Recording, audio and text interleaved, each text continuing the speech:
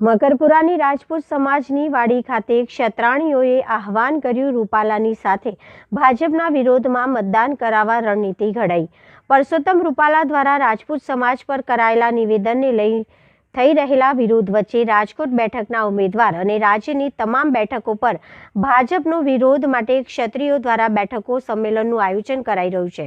ત્યારે વડોદરાની મકરપુરાની રાજપૂત સમાજની વાડી ખાતે ક્ષત્રિય મહિલાઓએ એકત્રિત થઈ પ્રતિક ઉપવાસની જાહેરાત કરી છે। રાજપૂત સમાજના સમર્થનમાં 92 સંસ્થા રાજપૂત સમાજના સમર્થનમાં 92 સંસ્થા હતી, હવે 148 સંસ્થા વિરોધમાં જોડાઈ ગઈ છે।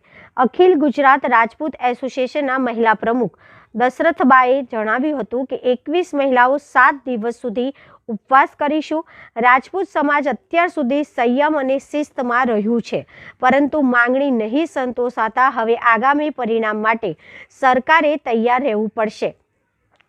કરણી સેનાના પ્રમુખ રેખાબા જાડેજાએ જણાવ્યું હતું કે અત્યાર સુધી પ્રાર્થના કરતા હતા, ક્ષત્રાણીઓએ ઘરમાં જ રહેતી હતી, પણ એક નિવેદનના લીધે અમારે ઘરમાંથી બહાર રહેવું પડ્યું છે। અત્યાર સુધી વિનંતી હતી, પણ હવે રણનીતિ કરીએ છીએ, દરેક વ્યક્તિ 4 મત ભાજપ વિરોધી નખાવીશું।